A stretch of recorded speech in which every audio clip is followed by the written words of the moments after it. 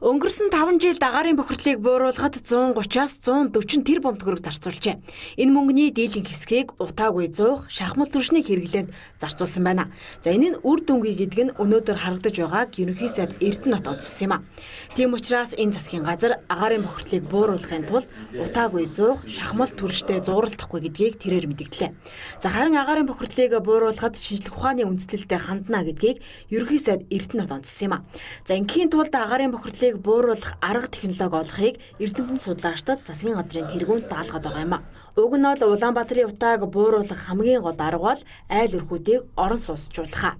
Гэхдээ богино хугацаанд бүх айл өрхийг орон суусжуулах боломж байхгүй учраас засгийн газар эхний ээлжинд гэр хорооллын айл өрхийн дулаан хангамжийн асуудлыг шийдэхэр болжээ. Энэ ажлын эхлэл болгож 2017 оны 1-р сарын 1-ээс гэр хорооллын айл өрхийн шөнийн цахилгааны тарифыг тэглэх ажлыг эхлүүлэхээр болсон байна. Шөнийн тарифыг тэглэх асуудал бол гэр хорооллын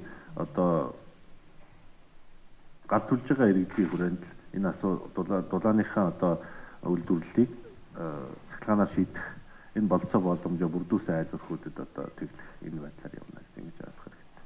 Ер нь бол шөнийн тариф тэглэж гинэ гэдэг юм шийдвэрийг бол бид 1 сарын 1-ээс хэрэгжүүлээд эхлэхээр айл өрхүүдийн хувьд бол энэ чиглэл дээр яг үхээр бас нэгэнтээ тэр өртөггүй үйлдвэрлэлд бий болгож байгаа учраас өөрийнхөө халаалтынхаа халаалтынхаа нөхцөл байдлыг орон гэрээ дулаацуулах нөхцөл байдлаа цахилгаанаар шийдэх нь болцоогоо ирэх шагаасаа гэж байна.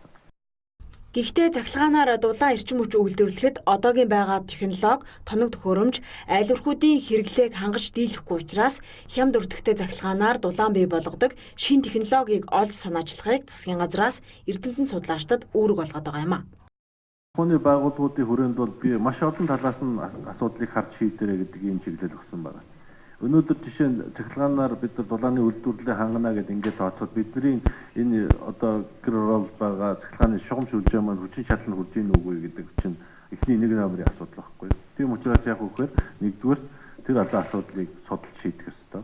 Хоёрдугаар болцоотой байгаа газруудад дулааны шугам шүлжээ татах энэ асуудлыг шийдэх ёстой. Гуравдугаар хичнээн айл өрх тийм ээ. Энэ дулааныхаа үйлдвэрлэлийг хангахын тулд ямар хөө хэмжээний тэр техник тоног төхөөрөмж шаардлагатай байна. Энэний судалгаа гаргаж ир.